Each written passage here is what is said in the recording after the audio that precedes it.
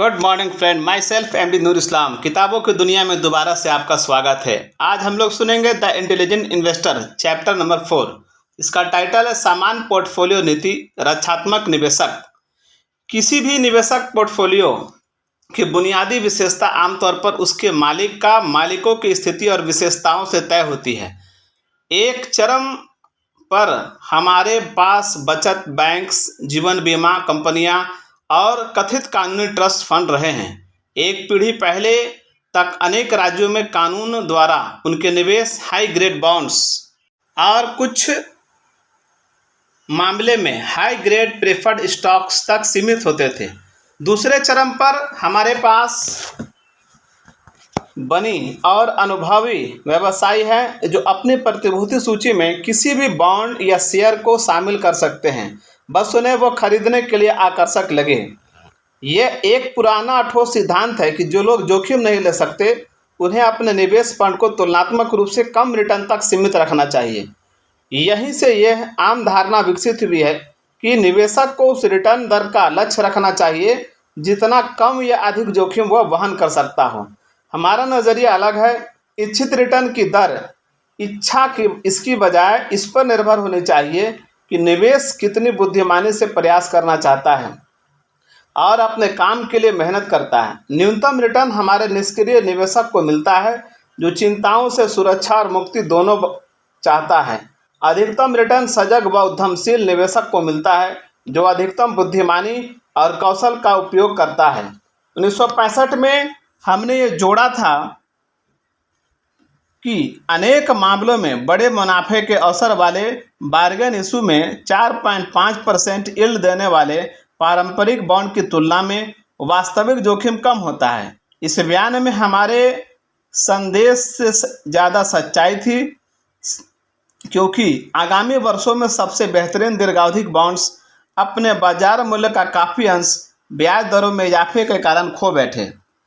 Bond stock आवंटन की बुनियादी समस्या। हम रक्षात्मक निवेशक की पोर्टफोलियो की नीति की रूपरेखा अत्यंत संक्षेप में पहले ही बता चुके हैं। वे अपना फंड हाई ग्रेड बॉन्ड्स और हाई ग्रेड साधारण शेयरों के बीच विभाजित करें। हमने मूलभूत निर्देशक नियम के तौर पर सुझाव दिया था कि निवेशक को अपने फंड का 25% से कम और 75% से अधिक साधारण शेयर में निवेश कभी नहीं करना चाहिए और बॉन्ड्स में इसके उलट 75% से 25% की रेंज होनी चाहिए।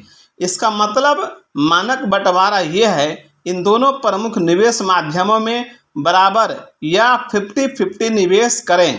परंपरा के अनुसार साधारण शेयरों में निवेश प्रतिशत बढ़ाने के पीछे मंदी के लंबे बाजार में बार्गेन प्राइस का स्तर आने जैसा ठोस कारण होना चाहिए। इसके विपरीत साधारण शेयर घटकों को 50% से कम करने के पीछे ठोस प्रक्रिया भी होनी चाहिए।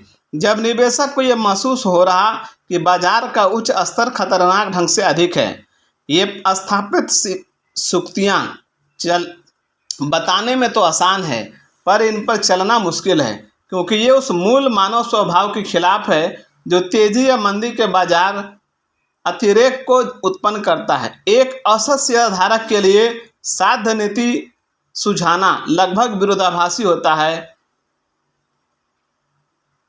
और जब बाजार एक निश्चित बिंदु के पार जाए तो वह अपनी होल्डिंग कम करे और इसके बाद आने वाली गिरावट में उन्हें बढ़ा ले।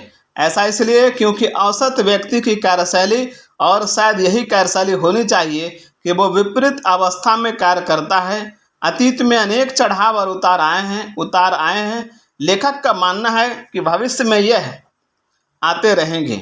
अगर अब निवेश और स्पेकुलेटिव परिचालन के बीच का अंतर उतना साफ होता जैसा कभी था, तो हम ऐसे निवेशकों की कल्पना कर सकते थे जो बेहद चतुर व अनुभवी समूह में होंगे, जो असावधान अभागे स्पेकुलेटर को ऊंचे भावों पर बेच देंगे और कम भाव पर उनसे वापस खरीद लेंगे।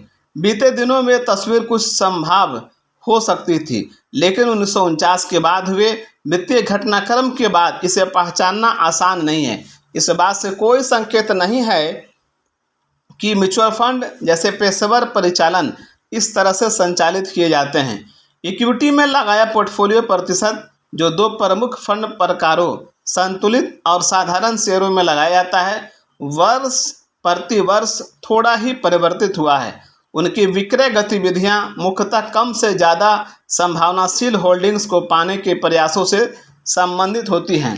जैसा कि काफ़ी पहले से माना जाता रहा है कि शेयर बाजार का अपने पुराने बंधनों से रिश्ता टूट गया है और अगर नए के साथ यह स्थापित नहीं हो सका तो हम निवेशक को ऐसा कोई विश्वसनीय नियम नहीं दे सकते जिससे वो अपनी साधारण शेयरों की होल्डिंग्स को 25% न्यूनतम तक कम कर सके और बाद में इन्हें 75% अधिकतम कर सके।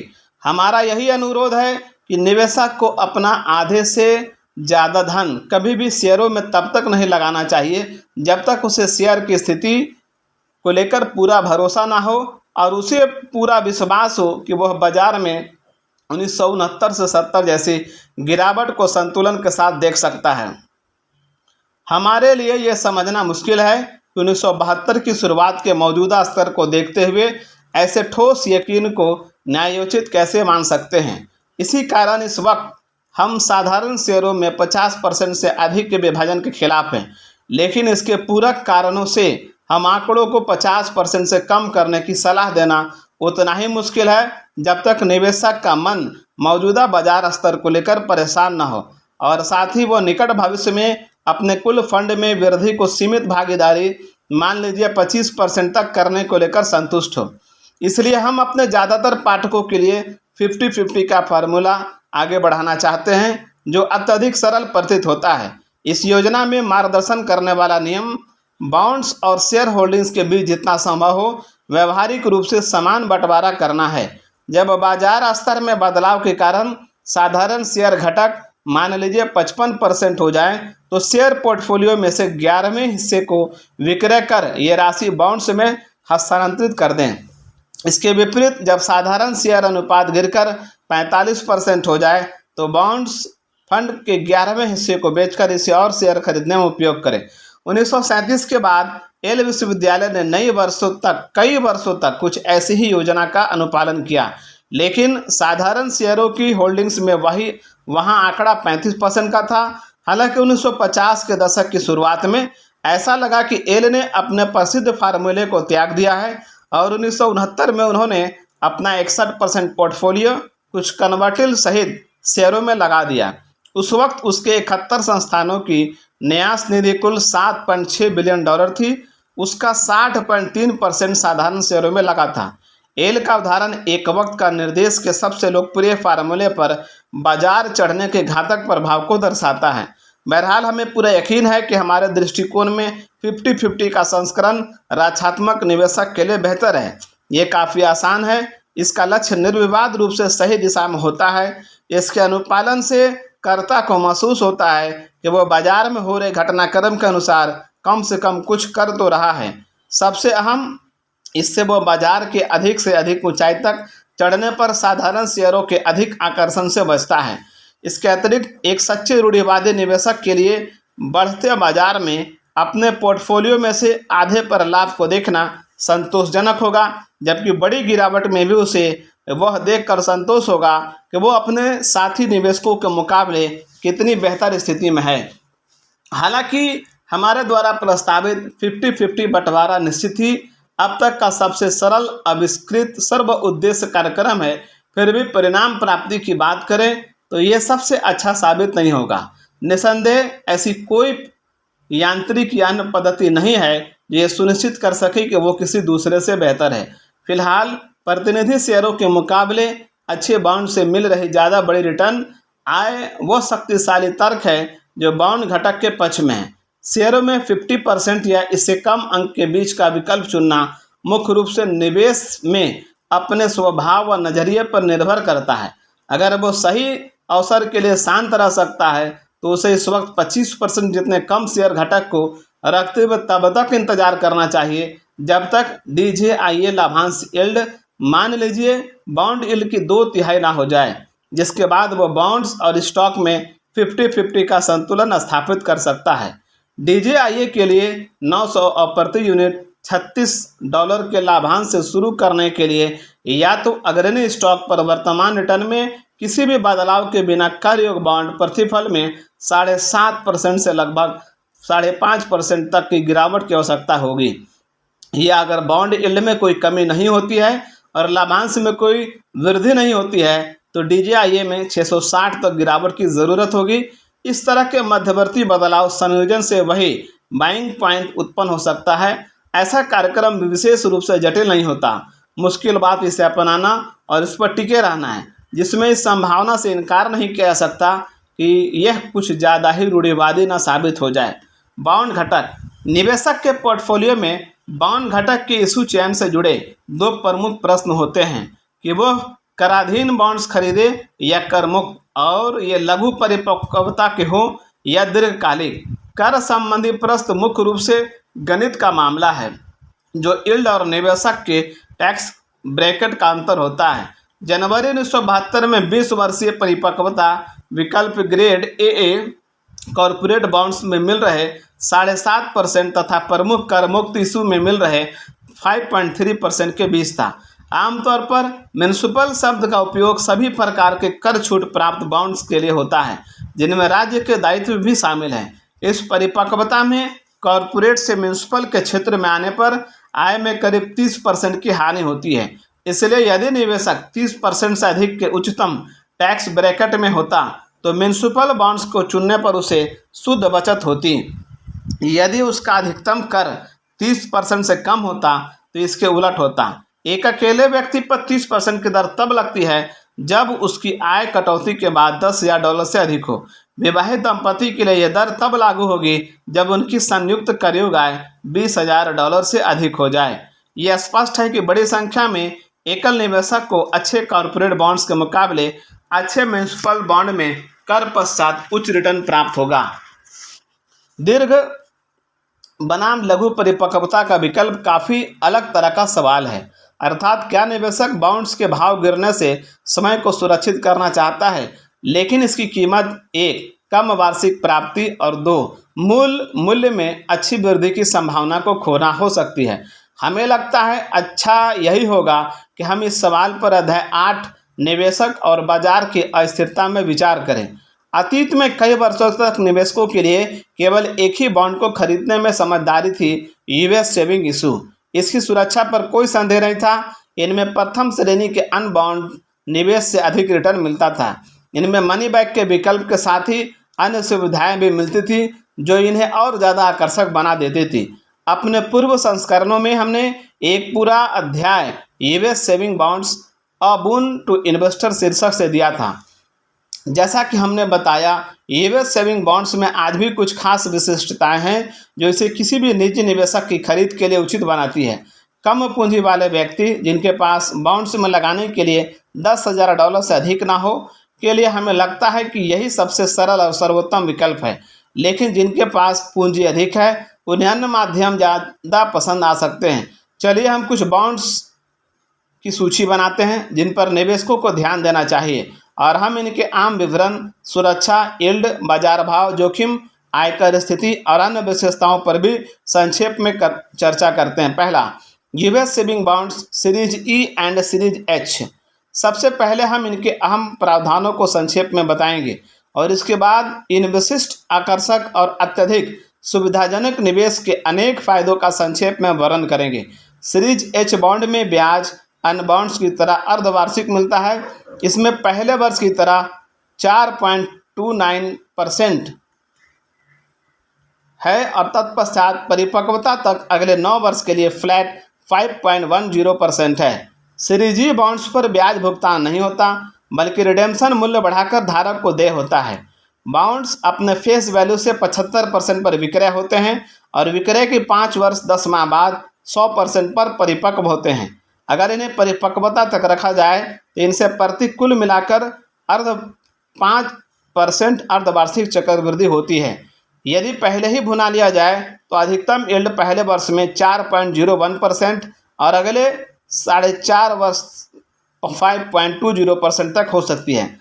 बॉन्ड्स का ब्याज फेडरल आयकर का विषय है, लेकिन इसे राज्य आयकर से छूट प्राप्त है। यद्यपि सीरीज E के फेडरल आयकर का भुगतान धारक ब्याज मूल्य पर वार्षिक उच्च रिडेम्पशन मूल्य द्वारा या बॉन्ड के वास्तव में भुनाए जाने पर करने का विकल्प चुन सकता है।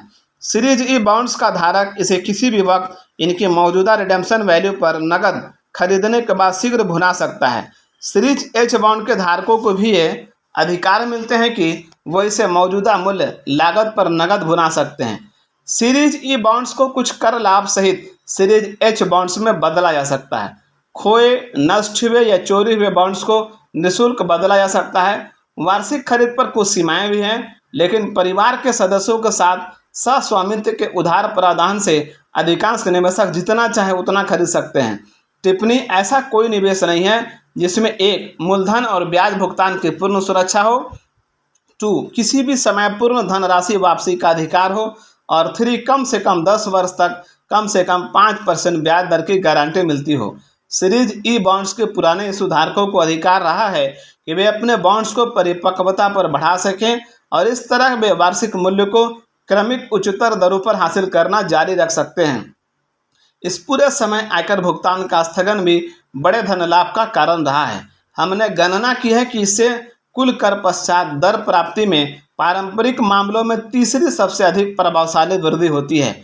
इसके विपरीत बॉन्ड्स में लागत भाव या इससे बेहतर पर नकद के अधिकार से क्रेताओं को कम ब्याज दरों पर पिछले वर्षों के दौरान मूल पूंजी के घटने से पूर्ण सुरक्षा मिली है, जो अनेक बॉन्ड निवेशकों की परेशानी का कारण होती है। कहे तो इससे उन्हें लाभ की यह संभावना मिलती है कि ब्याज दरें बढ़ने पर वे अपने कम ब्याज वाले होल्डिंग्स को अति उच्च कूपन इशू में समधन आधार पर बदल सकते हैं। हमारी दृष्टि में बचत बॉन्ड्स के स्वामियों को जो विशेष लाभ मिलता है, उसकी अगर अन्य प्रत्यक्ष सरकारी दायित्वों से तुलना करें तो ये उनकी मौजूदा रिटर्न की कमी की क्षतिपूर्ति कर देता है। दूसरा, अन्य यूनाइटेड स्टेट बॉन्ड्स। ऐसे इशूज बहुतायत में मौजूद हैं जिसमें अनेक तरह के कूपन रेट्स और परिपक्वता तारीखें आती हैं। ब्याज भुगतान और मूल पूंजी के पैमाने पर ये सभी पूरी तरह सुरक्षित हैं। ये फेडरल आयकर के विषय हैं, लेकिन राज्य आयकर से मुक्त हैं। 1971 के अंत में 10 वर्ष से अधिक वाले दीर्घकालिक इशू औसतन 6.09% की यील्ड, इंटरमीडिएट इशू 3 से 5 वर्ष का रिटर्न 6.3% और शॉर्ट इशू में 6.03% रिटर्न दर्शाते हैं। 1970 में यह संभव था कि बड़ी छूट के साथ अनेक पुराने इशू खरीद सके। इनमें से कुछ को संपदा कर निपटारे में सम मूल्य पर स्वीकार किया जाता है। उदाहरण के लिए 1990 का यूएस ट्रेजरी 3.5S इसी श्रेणी में आता है। ये 1970 में 60 पर बिके, लेकिन वर्ष 1970 में 77 पर बंद हुए। यह बहुत दिलचस्प बात है कि अनेक मामलों में अमेरिकी सरकार के अप्रत्यक्ष दायित्व इसी परिपक्वता वाले प्रत्यक्ष दायित्वों से उल्लेखनीय रूप से अधिक मुनाफे देते थे। जब हम ये लिख रहे हैं तब 7.05% पर नई ऑफरिंग पर कट हो रही है। अमेरिकी परिवहन विभाग के सेक्रेटरी की पूर्ण गारंटी के सर्टिफिकेट प्रस्तावित हैं। यह यील्ड अमेरिकी प्रत्यक्ष दायित्व से सीधे 1% अधिक थी, जो समान वर्ष 1986 के परिपक्व होनी थी। वास्तव में यह certificate Penn Central Transportation Company के ट्रस्टियों के नाम से जारी होता था, लेकिन इसे अमेरिकी अटॉर्नी जनरल के इस बयान के आधार पर बेचा जाता था कि अमेरिकी सरकार का सामान्य दायित्व होने के कारण इसकी पूरी साख और विश्वास गारंटी के साथ है। इसी तरह के कुछ अप्रत्यक्ष दायित्व अमेरिकी सरकार ने पहले भी स्वीकृत किए थे और उन सभी को पूरी निष्ठा से सम्मान मिला था। पाठक सोच सकता है ये कैसी धोखाधड़ी है जिसमें व्यक्तिगत गारंटी तो हमारे परिवहन सेक्रेटरी की है और अंत में इसकी बड़ी कीमत करदाता चुकाएंगे। इस परोक्षता का प्रमुख कारण सरकार पर संसद द्वारा लागू ऋण सीमा थी, जबकि सरकार द्वारा दी गारंटी को ऋण नहीं माना जाता था। चालाक निवेशकों के लिए एक सही मौका। इन स्थितियों का संभवतः सबसे बड़ा प्रभाव tax free housing authority bonds का आना रहा, जिनमें समान अमेरिकी गारंटी थी और वास्तव में ऐसे एकमात्र टैक्स छूट प्राप्त इशू थे जो सरकारी बॉन्ड्स के समान थे। एक और सरकार समर्थित इशू हाल ही में निर्मित न्यू कम्युनिटी डिबेंचर्स है, जो सितंबर 1971 में 7.60% यील्ड प्रस्तावित करता था। तीसरा, स्टेट और म्यूनिसिपल बॉन्ड्स। इन्हें फेडरल इनकम टैक्स में छूट प्राप्त है। इनमें आमतौर पर जारी करने वाले राज्य के अलावा और कहीं आयकर में छूट नहीं थी। ये या तो सीधे राज्य के प्रत्यक्ष दायित्व थे या सब डिवीजन के या रेवेन्यू बॉन्ड्स के जो टोल रोड, ब्रिज, बिल्डिंग्स किराए आदि से प्राप्त ब्याज भुगतान पर निर्भर हैं। सभी टैक्स फ्री बॉन्ड इतने मजबूत नहीं हैं कि रक्षात्मक निवेशक उनकी खरीद को न्यायोचित सिद्ध कर सकें। इन्हें चुनने में वह मूडी या स्टैंडर्ड एंड पुअर्स द्वारा हर इशू को दी रेटिंग से मार्गदर्शन ले सकता है। दोनों सेवाओं में 3 उच्चतम rating triple A, double A या ए में से एक होती है, जो इनमें युक्त सुरक्षा का पर्याप्त संकेत है। इन बॉन्ड्स की यील्ड गुणवत्ता, क्वालिटी और परिपक्वता मैच्योरिटी दोनों में भिन्न हो सकती है, जिसमें लघु आवधिक परिपक्वता में कम रिटर्न मिलता था। 1971 के उत्तरार्ध में Standard and Poor's municipal bond index में शामिल इशू की औसत क्वालिटी रेटिंग डबल ए थी और 20 वर्षीय परिपक्वता में 5.78% यील्ड था। वाइनलैंड एनजे बॉन्ड्स जो डबल ए और ए रेटिंग के थे में 1 वर्षीय परिपक्वता में केवल 3% यील्ड प्रस्तावित करते थे, जो 1995 और 1996 के परिपक्वता में बढ़कर 5.8% हो गया। 4. Corporation bonds. इन बॉन्ड्स पर फेडरल और स्टेट टैक्स दोनों लगते हैं। 1972 की शुरुआत में इनका उच्चतम गुणवत्ता यील्ड 25 वर्षीय परिपक्वता के लिए 7.19% था, जैसा कि मूडी के triple A corporate bonds index में प्रकाशित यील्ड में दर्शाया गया है। इन कथित निम्न मध्य ग्रेड वाले issues B double A rating की दीर्घाधिक परिपक्वता पर 8.23% रिटर्न थी। हर वर्ग में लघु अवधिक इशू में प्राप्तियां आमतौर पर दीर्घावधिक दायित्वों से कुछ हद तक कम होती थी। टिप्पणी। उपरोक्त सारांश बताता है कि औसत निवेशक के पास हाई ग्रेड बॉन्ड्स में अनेक विकल्प होते हैं। जो लोग उच्च टैक्स दर ब्रैकेट में आते हैं वे निसंदेह अच्छे टैक्स फ्री इशू में टैक्स योग्य इशू के मुकाबले बेहतर प्राप्तियां हासिल कर सकते हैं। अन्य लोगों के लिए 1972 की शुरुआत में टैक्स योग्य प्राप्तियों की रेंज विशेष विकल्पों के साथ यूएस सेविंग बॉन्ड्स में 5% से लेकर हाई ग्रेड कॉर्पोरेट इशू में लगभग 7.5% प्रतीत होती थी। हाई यील्ड बॉन्ड निवेश।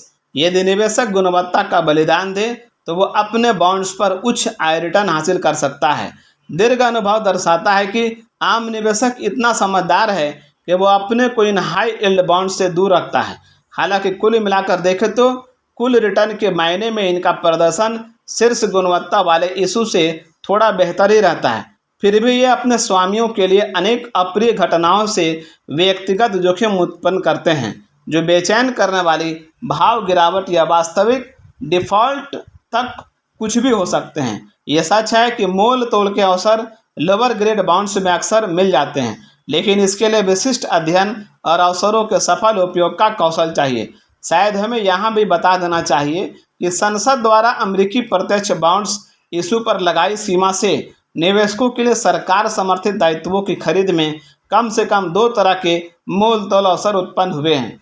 पहला टैक्स छूट प्राप्त न्यू हाउसिंग इशू है और दूसरा हाल ही में निर्मित कर योग्य न्यू कम्युनिटी डिवेंचर्स हैं।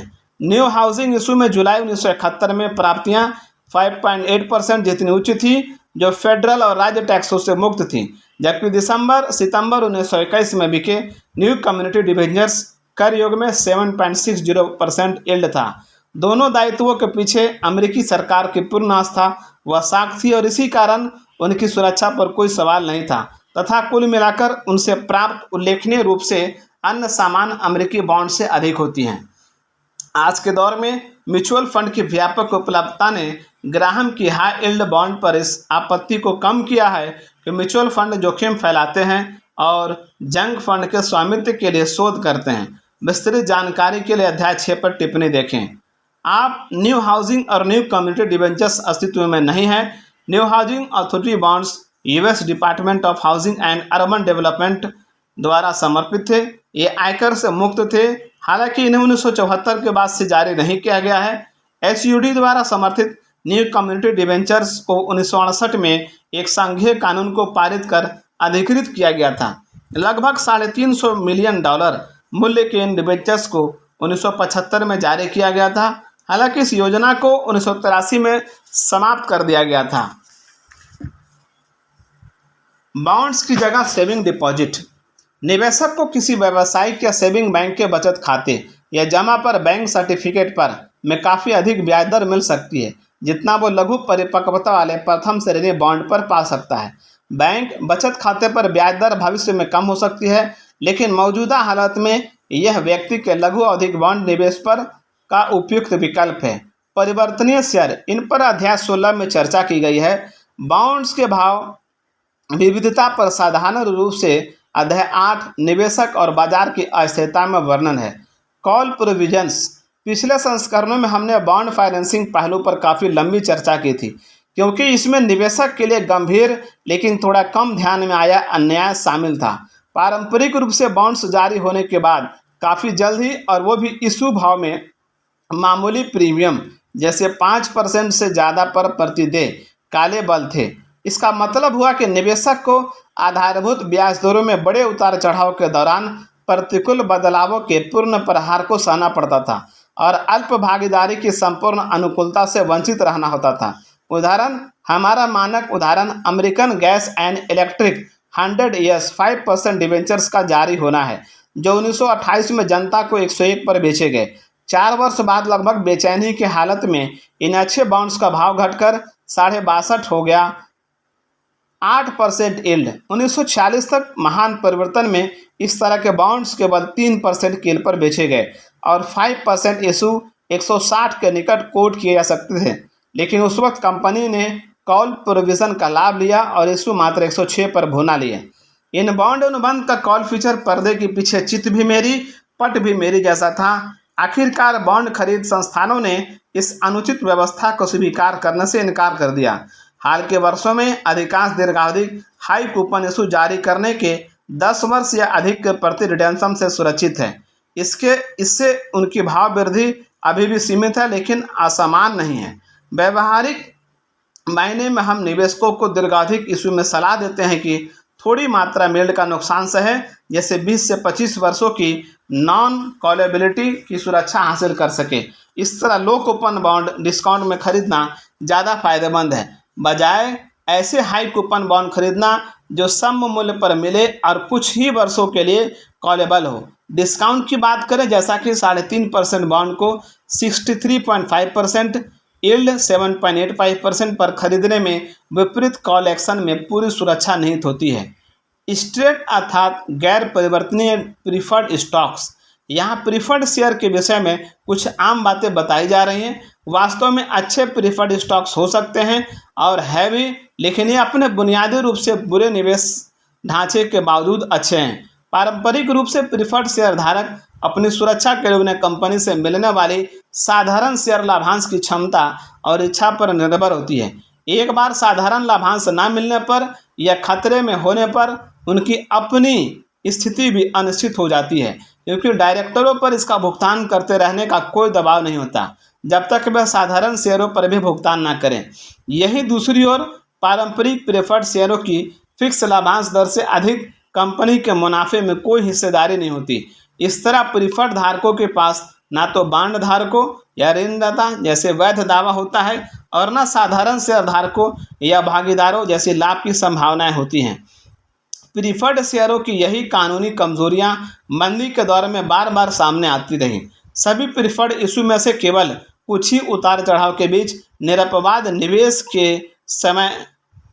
निवेश के तौर पर मजबूती से खड़े रहते हैं। अनुभव सिखाता है कि प्रीफर्ड शेयर खरीदने का समय वह होता है जब अस्थायी समस्याओं के कारण उनका भाव काफ़ी कम हो।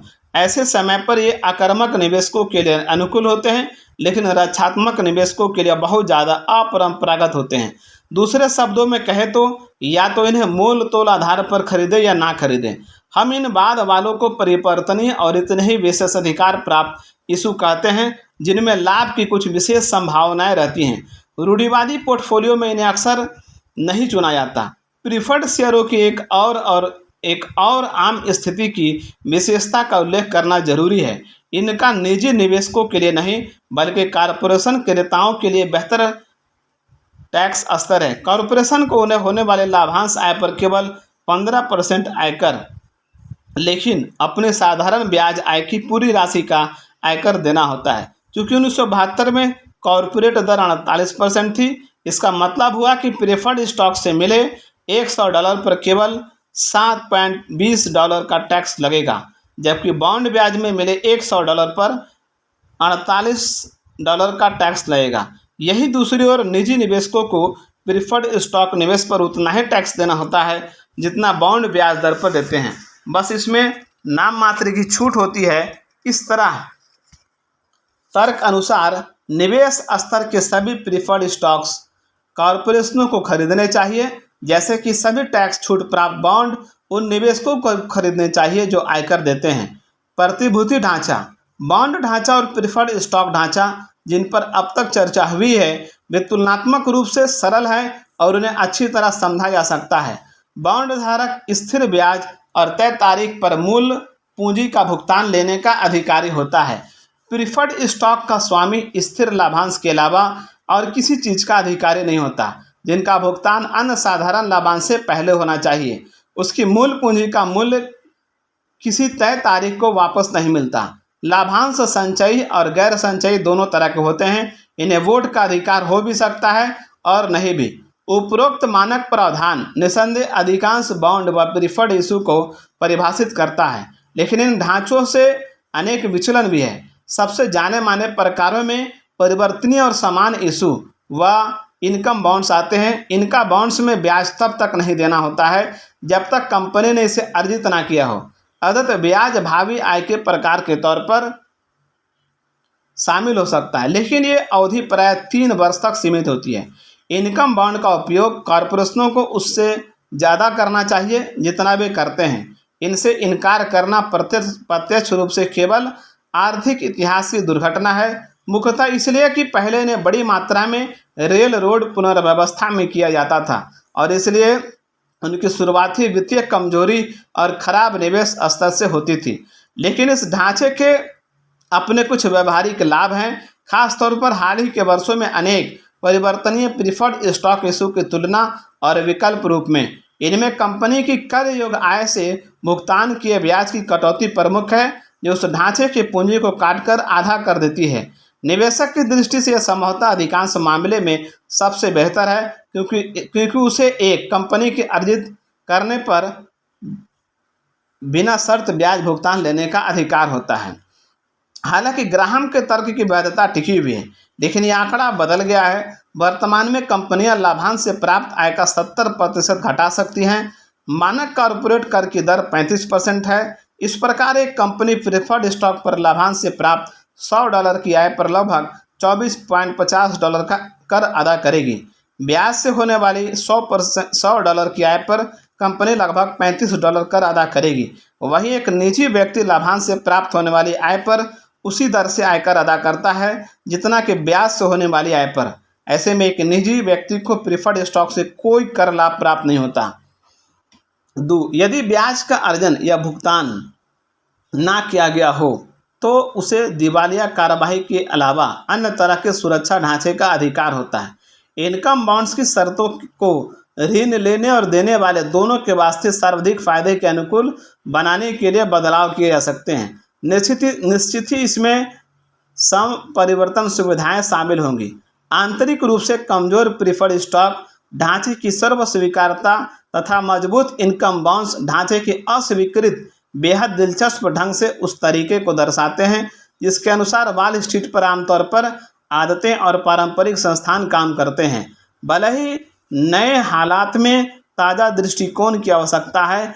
आशावाद या निराशावाद की हर नई लहर के साथ हम इतिहास और समय प्रमाणित सिद्धांतों को छोड़ने को तैयार होते हैं, लेकिन हम अपने पूर्वग्रहों से निरपवाद रूप से मजबूती से चिपके रहते हैं। अध्याय 4 समाप्त हुआ। अब उसी अध्याय का 4 का टिप्पणी है। जब आप सब कुछ भाग्य पर छोड़ देते हैं और तब अचानक भाग्य साथ छोड़ जाता है। इसे कहा है बास्केटबॉल कोच पैट रिली ने। आपका पोर्टफोलियो कितना आक्रामक होना चाहिए? ग्राहम कहते हैं कि इस पर निर्भर करता है कि आपके किस तरह के निवेश किए हैं। ज़्यादा ये मायने रखता है कि आप किस तरह के निवेशक हैं। इंटेलिजेंट इन्वेस्टर बनने के 2 तरीके हैं। पहला, शेयर, बॉन्ड्स या म्यूचुअल फंड के गतिशील मिश्रण की निरंतर शोध करके उनका चयन करके और उन पर निगरानी रखकर। दूसरा, या एक अस्थायी पोर्टफोलियो का निर्माण करके जो ऑटो पायलट हो और जिसके लिए प्रयास करने की आवश्यकता ना हो, लेकिन मामूली उत्साह जगाता हो। पहले दृष्टिकोण को ग्राहम सक्रिय और उद्यमशील कहते हैं। इसके लिए काफ़ी समय और ऊर्जा की आवश्यकता होती है। निष्क्रिय और रक्षात्मक रणनीति में कम समय या कम ऊर्जा लगती है, लेकिन इसके लिए बाजार के आकर्षक कोलाहल के प्रति लगभग तपस्वी जैसे वैराग्य की ज़रूरत होती है। जैसा कि निवेश विचारक चार्ल्स एलिस कहते हैं कि उद्यमशील दृष्टिकोण जहां शारीरिक और बौद्धिक रूप से, वही रक्षात्मक दृष्टिकोण भावनात्मक रूप से भार डालता है। अगर आपके पास अतिरिक्त समय है, आप अत्यधिक प्रतिस्पर्धात्मक हैं और खेल प्रशंसक की तरह सोचते हैं तथा एक जटिल बौद्धिक चुनौती को पसंद करते हैं, तो सक्रिय दृष्टिकोण आपके लिए सही रहेगा। शारीरिक और बौद्धिक रूप से कठिन निवेश और भावनात्मक रूप से कठिन निवेश के बीच के अंतर के बारे में अधिक जानकारी के लिए अध्याय 8 देखें। चार्ल्स डी एलिस और जेम्स आर वाटे लिखित The Investor Anthology, John Wiley and Sons 1997, पृष्ठ 72 में चार्ल्स डी एलिस का लेख 3 ways to succeed as an investor देखें। लेकिन अगर आप हमेशा जल्दी में रहते हैं, सरलता के इच्छुक हैं और धन के बारे में ज़्यादा सोचना पसंद नहीं करते, तो निष्क्रिय दृष्टिकोण आपके लिए है। कुछ लोगों के लिए दोनों पद्धतियों का मिश्रण अधिक सहज रहता है। एक ऐसे पोर्टफोलियो का निर्माण करना जो मुख्य रूप से सक्रिय और आंशिक रूप से निष्क्रिय या इसके विपरीत हो। दोनों दृष्टिकोण समान रूप से बुद्धिमत्तापूर्ण है और इनमें से किसी को भी अपनाकर सफल हो सकते हैं, लेकिन केवल तभी जब आप अपने को इतनी अच्छी तरह समझते हो कि इनमें से सही को चुन सकें और अपने निवेश जीवन काल में इसी मार्ग से चिपके रहें और अपनी लागत व भावनाओं को नियंत्रण में रखें। सक्रिय और निष्क्रिय निवेशकों के बीच का ग्राहम का अंतर उनकी ओर से ये फिर से याद दिलाने के लिए है कि वित्तीय जोखिम केवल वही नहीं होता जहां हम सब उसे तलाशते हैं अर्थव्यवस्था या अपने निवेश में, बल्कि हमारे भीतर भी होता है। क्या आप साहसी बन सकते हैं या आप झुकेंगे? तो फिर एक रक्षात्मक निवेशक को शुरुआत किस तरह करनी चाहिए? इसमें सबसे पहला और सबसे बुनियादी फैसला ये होगा कि कितना पैसा शेयरों में और कितना बॉन्ड्स और नकद में लगाना है। ध्यान दें, ग्राहम ने इस चर्चा को सोच समझकर मुद्रास्फीति के बाद रखा है, जिससे आप ये पहले ही जान जाएं कि मुद्रास्फीति आपके सबसे खराब शत्रुओं में से एक है। अपनी संपत्ति को शेयरों और बॉन्ड्स के बीच किस तरह आवंटित करें, इसकी चर्चा में ग्राहम की सबसे खास बात यह है कि उन्होंने इसमें कभी भी उम्र शब्द का उपयोग नहीं किया है। उनकी सलाह पूरी तरह से प्रचलित ज्ञान के विपरीत है, जिसके अनुसार आप कितना निवेश जोखिम लेना चाहते हैं ये मूलतः इस पर निर्भर करता है कि आपकी उम्र कितनी है। एक पारंपरिक नियम है कि अपनी उम्र को 100 से घटा दें और प्राप्त परिणाम जितनी पूंजी प्रतिशत शेयरों में और बाकी के बॉन्ड्स में या नकद में लगा दें। 28 वर्षीय व्यक्ति को अपना 72% धन शेयरों में, 81 वर्षीय को 19% शेयरों में लगाना चाहिए। बाकी चीज़ों की तरह 1990 के दशक के अंत में यह धारणा आम थी। 1999 आने तक एक लोकप्रिय पुस्तक ने तर्क दिया कि अगर आपकी उम्र 30 वर्ष से कम है तो आपको अपना 95% धन शेयरों में लगाना चाहिए, भले ही आपकी जोखिम क्षमता औसत ही क्यों न हो। हाल ही में गूगल पर एज एंड एसेट एलोकेशन वाक्यांश सर्च करने पर 30,000 से अधिक ऑनलाइन संदर्भ प्राप्त हुए। जेम्स के ग्लासमैन और Kevin A Hassett, Dow 36,000, the new strategy for profiting from the coming rise in the stock market. अगर आपने इस सुझाव के समर्थन को अपने IQ से 100 घटाने की अनुमति नहीं दी है तो आप कह सकेंगे इसमें कुछ गड़बड़ नहीं है। आपकी उम्र से ये कैसे तय होगा कि आप कितना जोखिम ले सकते हैं?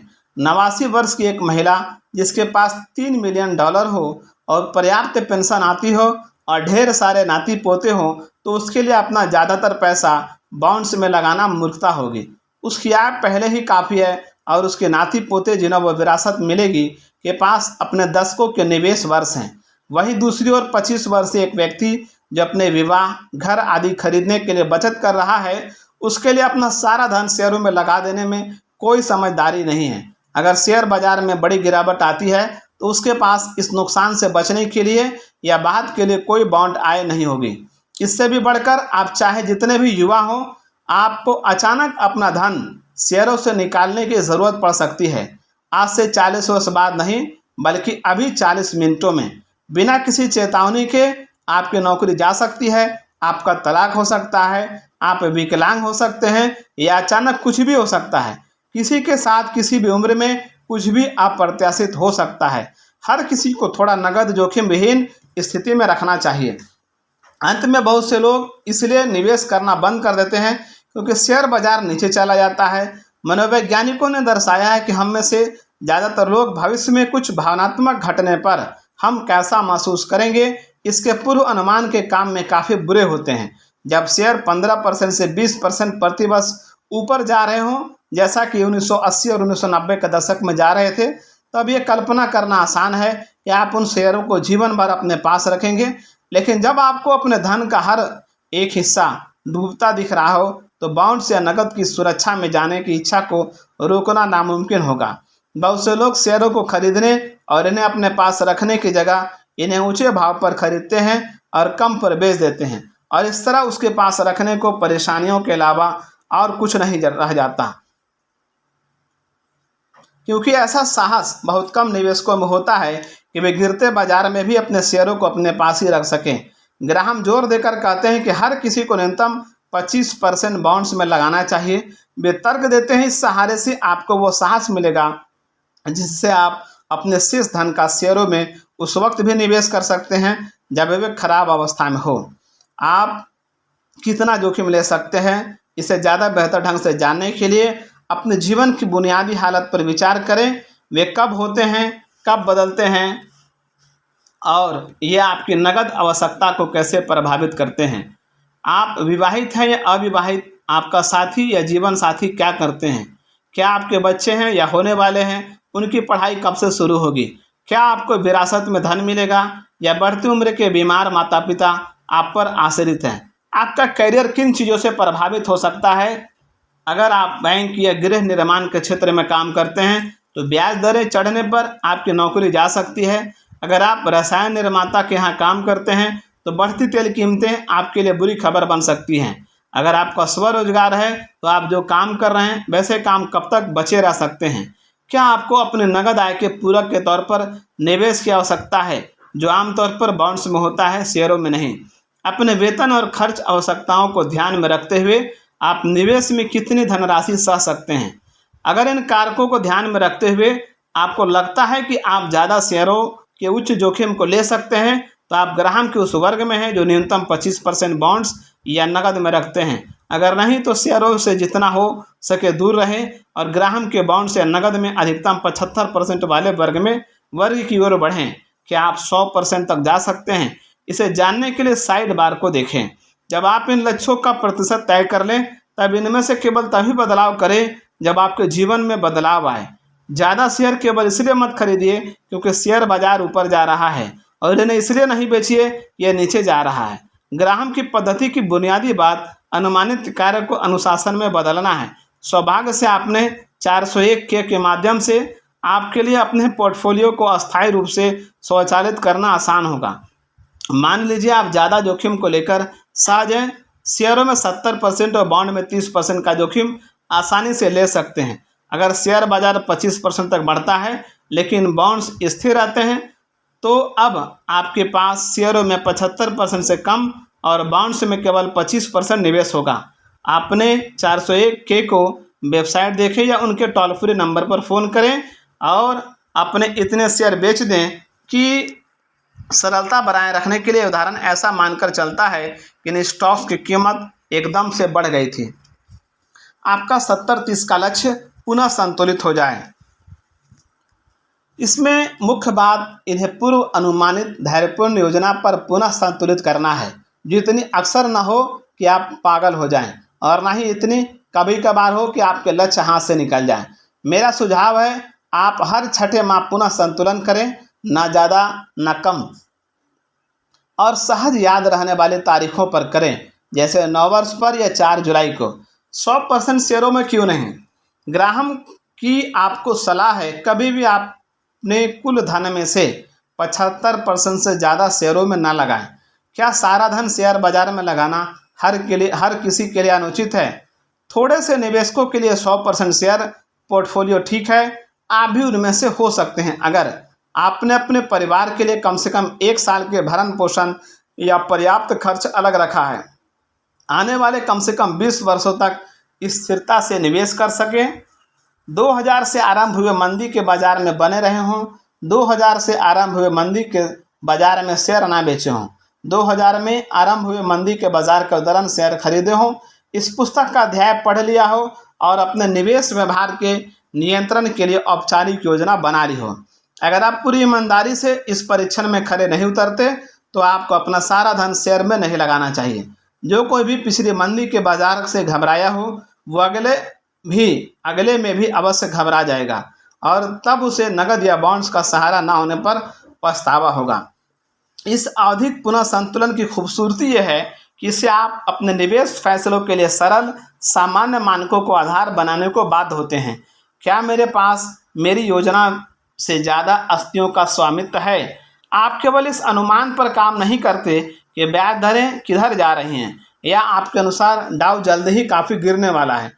टी रो प्राइस समेत कुछ म्यूचुअल फंड कंपनियां जल्द ही ऐसी सेवाएं पेश करने वाली हैं जिससे आपका 401 के पोर्टफोलियो स्वतः ही आपके वर्तमान लक्ष्यों के अनुसार पुनः संतुलित हो जाएगा, जिससे आपको फिर कभी सक्रिय फैसले ना लेने पड़े।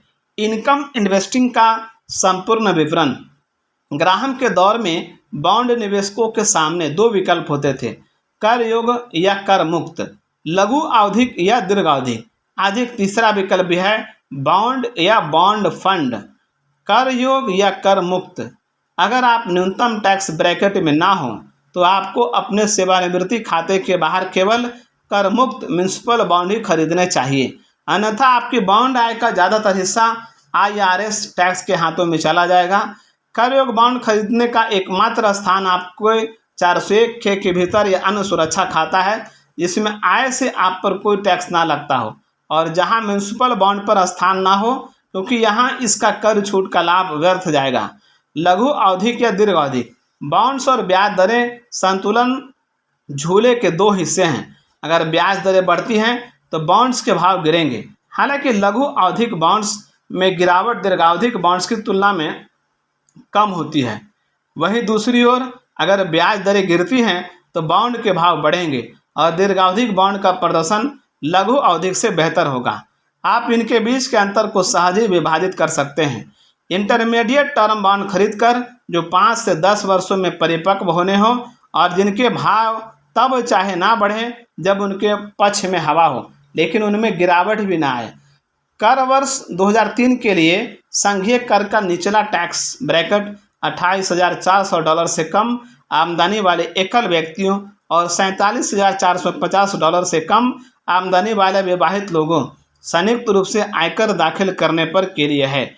म्युनिसिपल बॉन्ड और टैक्सेबल बॉन्ड से कर के बाद होने वाली आय की तुलना करने के लिए 2 अच्छे ऑनलाइन कैलकुलेटर www.investinginbonds.com और www.leventhal.com पर जा सकते हैं। ये तय करने के लिए कि क्या म्युनिसिपल आपके लिए सही है, आप इन कैलकुलेटरों के उपयोग से कर योग्य समकक्ष यील्ड जान सकते हैं। फिर इस संख्या की तुलना ट्रेजरी बॉन्ड से वर्तमान में उपलब्ध यील्ड के साथ करें।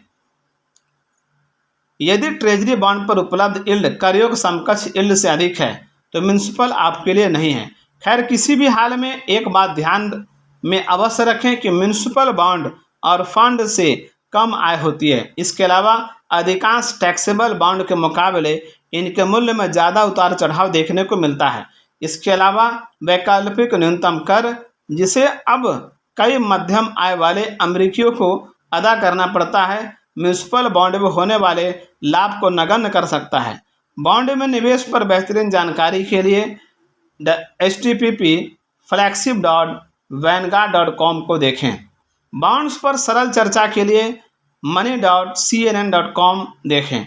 अलग अलग तिथियों पर परिपक्व होने वाले बॉन्ड्स को लैडर्ड पोर्टफोलियो में रखना भी ब्याज दर के जोखिम से बचाव प्रदान करता है। अधिकांश निवेशकों के लिए इंटरमीडिएट बॉन्ड्स आसान विकल्प है क्योंकि इनसे आपको ब्याज दरों का अनुमान लगाते रहने की ज़रूरत नहीं रहती। बॉन्ड या बॉन्ड फंड, क्योंकि बॉन्ड आमतौर पर $10,000 के लॉट में बेचे जाते हैं और आपको इनमें से किसी में भी नुकसान होने के जोखिम को कम करने के लिए मात्र न्यूनतम 10 बॉन्ड की ज़रूरत होती है। तो इंडिविजुअल बॉन्ड्स को खरीदना तब तक मायने नहीं रखता जब तक आपके पास निवेश के लिए कम से कम $1 लाख ना हो। इनमें एकमात्र अपवाद यूएस ट्रेजरी द्वारा जारी बॉन्ड्स हैं, क्योंकि अमेरिकी सरकार की पूरी ताकत के सहारे यह स्वतः ही सुरक्षित होते हैं। बॉन्ड फंड्स सस्ता और सरल विविधीकरण उपलब्ध कराते हैं। इसमें मासिक आय की सुविधा भी होती है, जिसे आप बिना कमीशन दिए पुनः फंड में तत्कालीन दरों पर निवेश कर सकते हैं। अधिकांश निवेशकों के लिए इंडिविजुअल फंड्स से बॉन्ड फंड बेहतर होते हैं। इनमें मुख्य अपवाद ट्रेजरी प्रतिभूतियां और कुछ म्यूनिसिपल बॉन्ड हैं। वैनगार्ड, फिडेलिटी, स्वाब और टी रो प्राइस जैसी कुछ प्रमुख फर्में काफ़ी सारे बॉन्ड फंड काफ़ी कम भावों पर प्रस्तावित करती हैं। बॉन्ड निवेशकों के लिए चयन के विकल्प प्रचुर मात्रा में हैं। तो चलिए ग्राहम की सूची को अपडेट करते हैं कि क्या उपलब्ध है। 2003 में ब्याज दरें इतनी कम हो गई कि निवेशक यील्ड के लिए तरस गए, लेकिन ज़्यादा जोखिम लिए बिना भी अपनी ब्याज आय को बढ़ाना संभव है। चित्र 4-1 इसकी अच्छाइयों और बुराइयों को सारूप में दर्शाता है। आइए हम बॉन्ड निवेश के कुछ प्रकारों पर नज़र डालते हैं जिनमें विशेष ज़रूरतें पूरी हो सकती हैं। नगद नकारा नहीं, आप अपने नगद से अधिक कमाई कैसे कर सकते हैं। इंटेलिजेंट इन्वेस्टर को उन बैंक डिपॉजिट सर्टिफिकेट या मनी मार्केट खाते से बाहर निकालने पर विचार करना चाहिए जिनमें बीते समय के बहुत कम रिटर्न मिला हो, और वह नगद विकल्पों में निवेश करें। ट्रेजरी सिक्योरिटीज राजस्व प्रतिभूतियों में अमेरिकी सरकार का दायित्व होने से लगभग कोई जमा जोखिम नहीं होता, क्योंकि अंकल सैम अपना ऋण बाकी रखने की जगह या तो टैक्स बढ़ा देते हैं या नोट छापने का आदेश दे देते हैं। ट्रेजरी बिल 4, 13 या 26 सप्ताह में परिपक्व होते हैं। अपनी इतनी कम अवधि की परिपक्वता के कारण टी बिल में तब शायद ही कोई क्षरण होता है जब अन्य निवेश आय में भाव बढ़ती ब्याज दरों के कारण गिरने लगते हैं।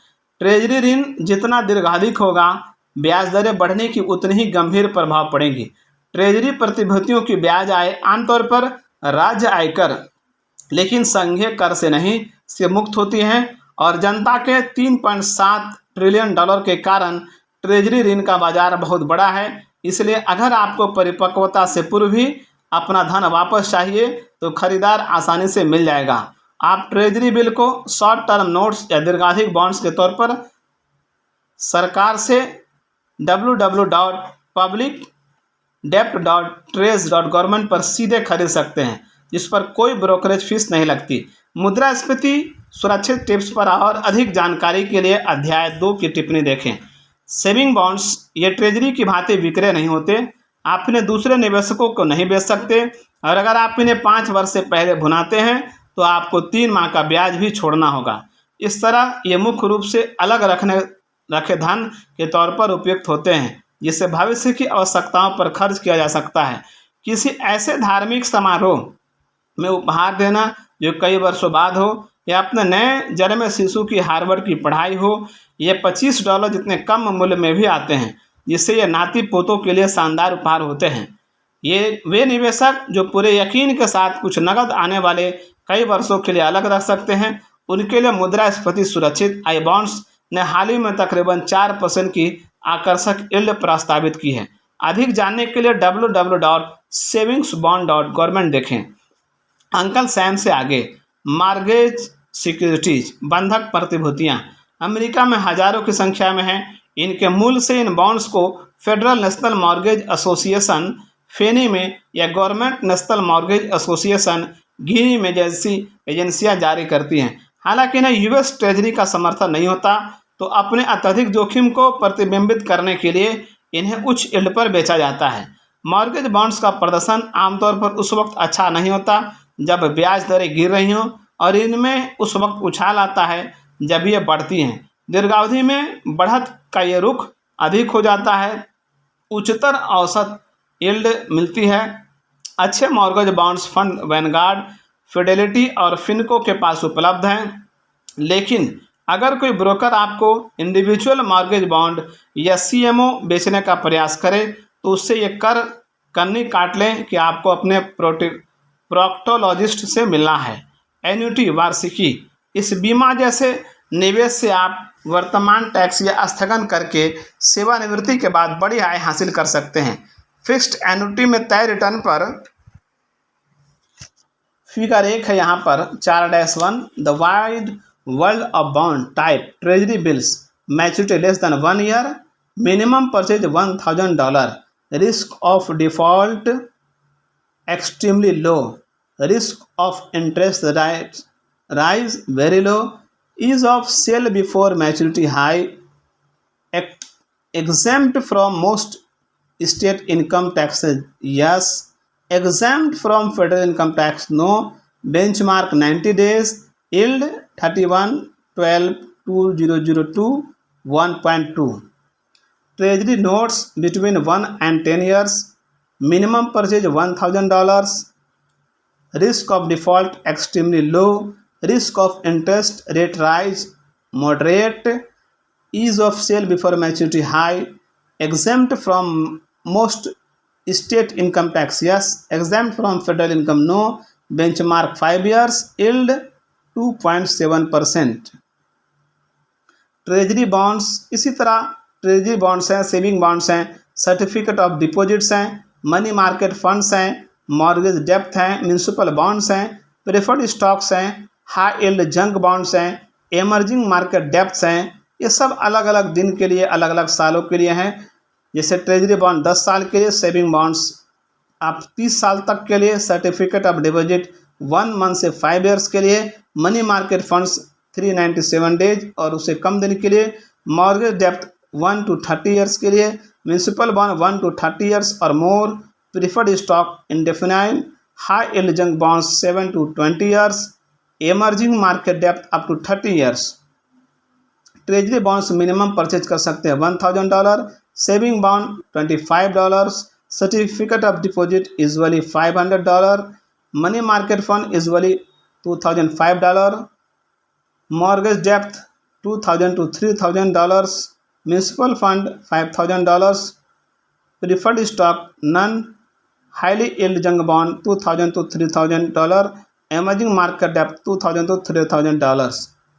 Risk of default treasury bond का एक्सट्रीमली लो है, सेविंग बॉन्ड का भी एक्सट्रीमली लो है, सर्टिफिकेट ऑफ डिपॉजिट का very low issued up to $1,00,000, money market fund का वेरी लो, मॉर्गेज डेप्थ का generally moderate but can be high, municipal bond का generally moderate but can be high, preferred stocks का high, high yield junk bond का high, extremely market डेप्थ high.